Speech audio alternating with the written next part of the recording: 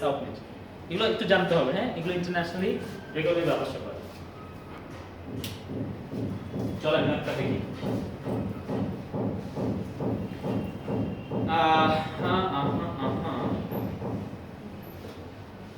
এটাও বলছে একটা এস্টিমেটেড ব্যান্ড স্কোর 9। এটা একটা তিনটা ম্যাপের উপর কম্পেয়ার করা বিষয়টা। আচ্ছা, একটা ম্যাপ দেখেন, এটা 1962 সালে কি হয়েছে দেখেন। 1962 সালে এই ম্যাপের মধ্যে দুটো জিনিস দেখা যাচ্ছে, একটা হচ্ছে মিডোসাইড ভিলেজ, একটা হচ্ছে ফন্টন। এই দুটো এরিয়া দেখতে পাচ্ছি। এই দুটো এরিয়ার মধ্যে এই ফন্টন কে ঘিরে ওটা কি? Rail line. ইয়েস, একটা রেল লাইন ইস্টের দিক থেকে এসে নর্থে চলে গেছে। আচ্ছা, এই মিডোসাইড ভিলেজের এরিয়াটা কি? রিভার। এই রাস্তা, হাইওয়ে না, আবার একটা রাস্তা, একটা সরু রাস্তা দেখা যাচ্ছে। এটা বাইরে বলেন না, রিভার। হ্যাঁ, আচ্ছা, এটা আবার এদিকে ওয়েস্ট থেকে নিয়ে আবার নর্থের দিকে চলে গেছে, তাই তো? এই হলো দুইটা জিনিস আমি 1962 সালে শেয়ার করছি। এটা কোনো ডাইরেকশন দেওয়া নাই যে কোন দিকে কোন দিকে যাচ্ছে। হ্যাঁ, এই কথাটাই বললাম। সুজন, আপনি মনে হয় আমার কথা ফলো করছেন না কেন জানি। আমি বললাম যে ম্যাপ বর্ণনা করার একটা স্ট্যান্ডার্ড পদ্ধতি এটা। আপনি কিন্তু বলতে পারতেন এই ডান দিক থেকে বাম দিকে গেছে, বাম দিক থেকে ডান দিকে গেছে, কিন্তু আমরা এটা নিজে থেকে নর্থ, সাউথ, ইস্ট, ওয়েস্ট দিয়ে বর্ণনা করব, বুঝছেন? সেটা না যে এখানে তো এটা উত্তর দিকে যাচ্ছে, এই ধরনের কোনো 30 মিনিট কোনো অ্যাকশন নাই। আমরা এই যে বলার সময় কেন বলতেছি আমরা এটা ইয়া থেকে স্ট্যান্ডার্ড অসুবিধা কি? কোনো অসুবিধা নেই, আপনি অবশ্যই এটা উপর থেকে দিকে বলতে পারেন। ও সুজন, প্লিজ, আমি আর পড়াবো না, ঠিক করেছি। আচ্ছা, 1985 কি চেঞ্জ হলো ম্যাপের? রোড ওকে, প্রথম first thing first, area wise বড় হয়েছে না দুটো জিনিস? মিডোসাইড ভিলেজ এবং ফন্টন এরিয়াতে বড় হয়েছে, একটা কথা। দুইটা কথা হলো, এই যে এই চিকন যে ব্যাপারটা ছিল, যেটাকে ফারিতে নদী বলবো, সেটা হাইওয়েতে পরিণত হয়েছে। আচ্ছা, রেল লাইনের জায়গায় আছে। আর দুইটা এরিয়া কানেক্টিং একটা আরেকটা মহাসড়ক হয়েছে। এই আর মিডোসাইড ভিলেজে একটা লিজার কমপ্লেক্স, একটা হাউজিং এস্টেট, একটা সুপার স্টোর, যদি ওগুলো দেখা যাচ্ছে না, বাট এই তিনটা জিনিস হয়েছে। একটা লিজার কমপ্লেক্স, একটা হাউজিং এস্টেট, একটা সুপার স্টোর হয়েছে, ঠিক আছে? এই 1985। আজকে কি অবস্থা দেখেন,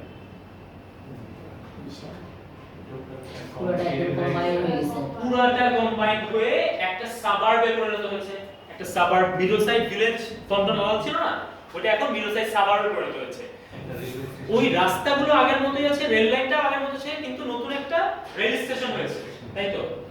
আচ্ছা, ওই housing estate, leisure complex, super store আগেও ছিল, এখনো আছে। নতুন কি হয়েছে ওদিকে? বিজনেস পার্ক এবং স্টেশন, হোটেল। একটা হোটেল, একটা স্টেশন, একটা বিজনেস পার্ক হয়েছে, এবং পুরো এরিয়াটা মিলে একটা সাবার্ব হলো, তাই তো? এই কথাগুলো লিখবো। তো এই ক্ষেত্রে আমি কোশ্চেনের প্যারাফ্রেজ দিয়ে শুরু করি আবারো।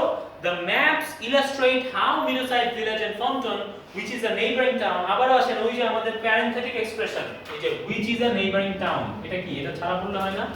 The maps illustrate how Middleside village and Fountain have developed over 3 different time periods. Which is a neighboring town is a parenthetic. নাইবারিং town এজন্য বলা হচ্ছে যে যাতে পরে যে কোলাবরেট হচ্ছে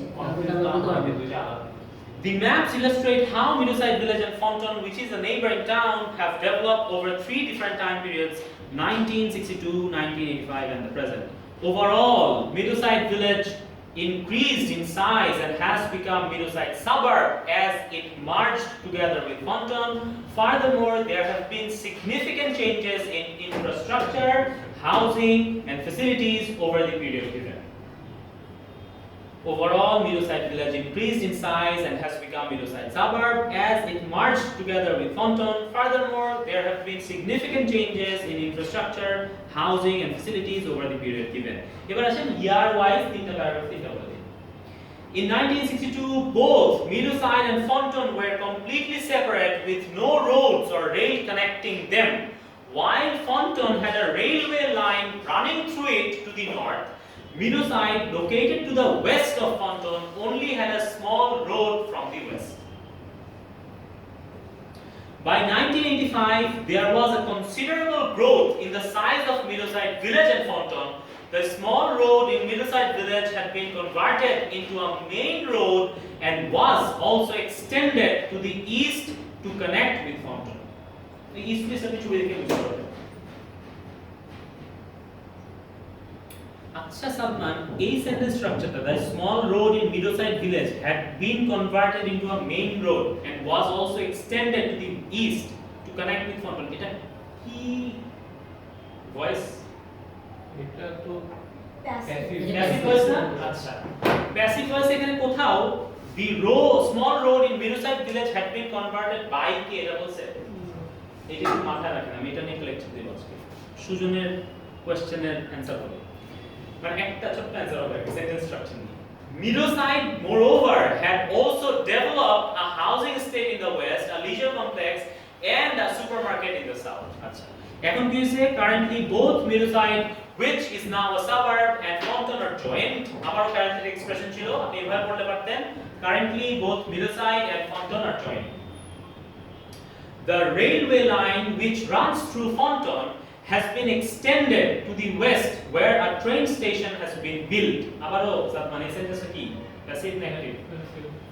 The railway line which runs through Fonton has been extended to the west where a train station has been built.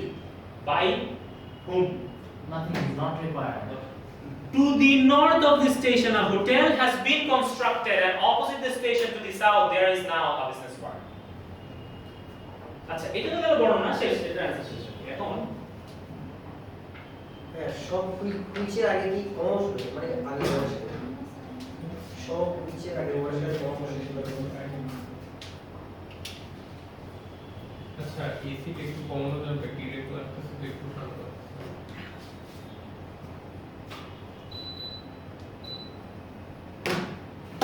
আচ্ছা শুনেন, একটা কথা বলি, জাস্ট সেন্টেন্স স্ট্রাকচারের একটা কথা।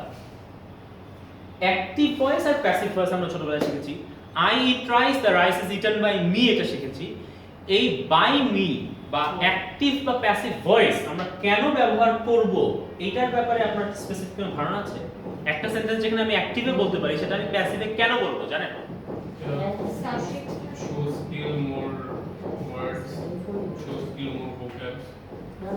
ওকে, একটা হচ্ছে মোর ভোক্যাব স্কিল শো করা বা different variety of sentence structure আনা, লেখার মধ্যে ভ্যারাইটি আনার জন্য। এছাড়া কিছু সেন্টেন্স আছে অ্যাক্টিভ করাই যায় না, যেমন প্যাসিভে করতে হয়। এখানে টেন্সের একটা বিষয় আছে যেটাকে আমরা মানে মডারেটলি রাখতে যে আমরা হচ্ছে ওই ইয়েটা প্যাসিভে করছি, যেন মানে প্রেজেন্ট পাস্ট নিয়ে কনফিউশন না হয়, এরকম একটা সিচুয়েশন। ওকে, এখানে যেটা দেখতেছি সিচুয়েশন ডিমান্ড ছিল যে আমরা Okay. এটা লিখতে পারি না। ওকে, ঠিক আছে, অবশ্যই খুব ভালো। মানে আইডিয়ালি প্যাসিভ ভয়েস কেন ইউজ করব এটা বলার জন্য আপনাদের এত কাহিনী করতেছি। আইডিয়ালি ইংলিশে প্যাসিভ ভয়েস ইউজ হয় তিনটা কারণে: when the subject is unknown, when the subject is unimportant, when the subject is obvious. ও বলছেন? আচ্ছা ঠিক আছে, আপনার সাথে আরেকটা কথা বলবো। আমি বললাম when the subject is unknown, আমি জানি না কে করছে। আমি একদিন ক্লাসে দেরি করে আসলাম, আপনি বললেন দেরি হলো কেন? আমি বললাম my wallet has been stolen, my wallet was stolen, আমি জানি না কে করেছে, ঘটনাটা বললাম। যদি জানতামই কে করেছে তাহলে আমি বলতাম মিস্টার অমুক stole my wife বলি stole my wallet, বুঝছেন? আচ্ছা, আর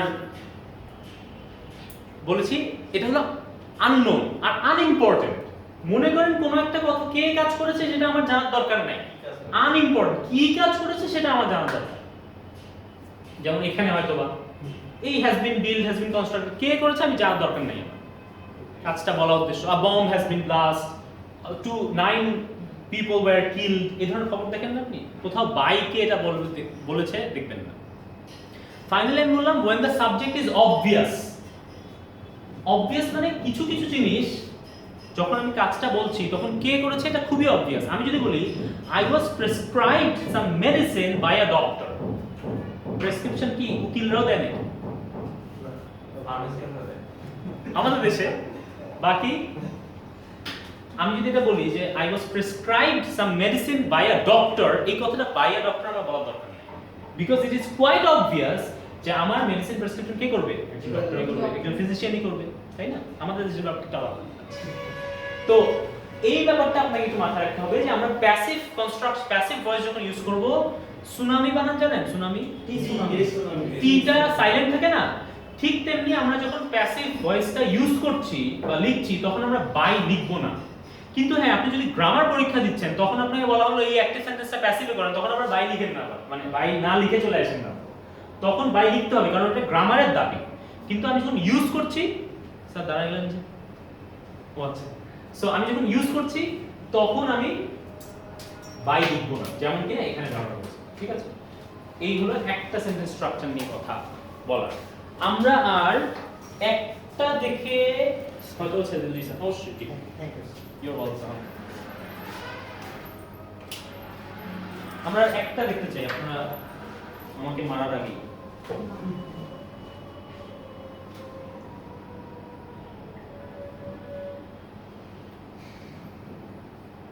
আচ্ছা, পাই চার্ট না, আমি এই ইয়ের কথাটা হিসেবে এটা করি।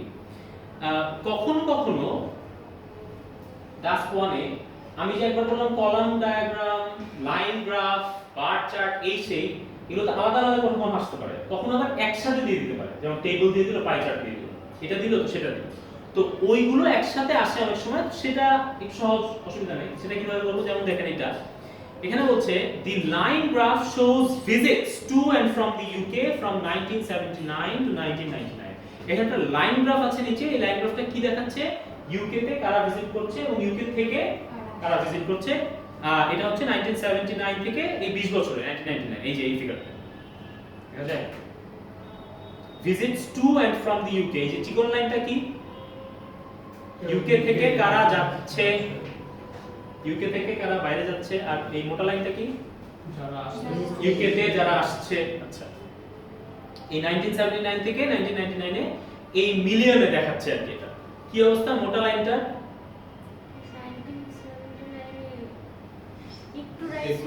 10 মিলিয়ন থেকে শুরু হয়ে 10 মিলিয়ন থেকে শুরু হয়ে এটা আবার কোথায় গিয়ে গেছে, 55 55 বলে। এই যে চিকন লাইন, চিকন লাইন, সরি চিকন বলি, মোটা লাইন, 25 আচ্ছা 25 বা 28 এরকম টাইপ কিছু একটা। হ্যাঁ, চিকন লাইনের ক্ষেত্রে কি এটাও 12 মিলিয়ন থেকে শুরু হয়ে এটা প্রায় 54। আচ্ছা 54 52। আচ্ছা, এখন এই 20 বছরের মধ্যে সব সময় ইউকে থেকে বাইরে যাওয়ার প্রবণতা বেশি, ইউকে থেকে বাইরে যাওয়ার প্রবণতা বেশি কম্পেয়ার টু ইউকে তে আসার আসাটা। কিন্তু ওভার 20 ইয়ার্স দুইটাই বেড়েছে।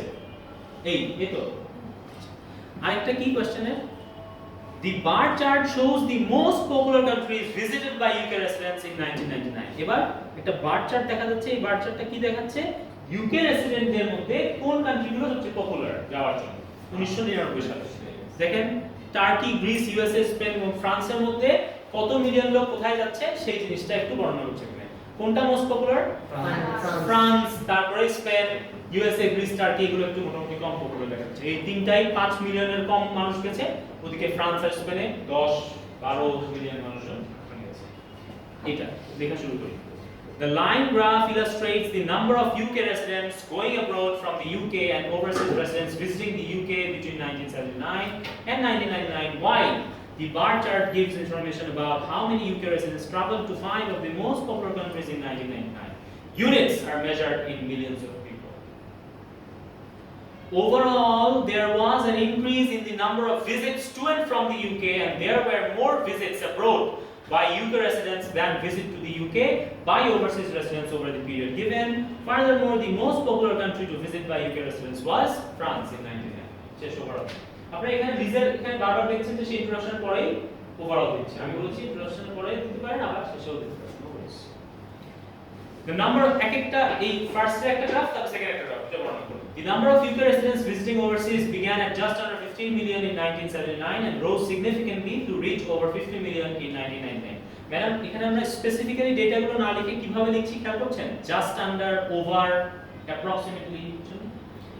Around 10 million overseas residents visited in UK in the first year before climbing steadily to just under 30 million by the final year. এখানেও বাড়াতমা কিভাবে লিখছে খেয়াল করুন।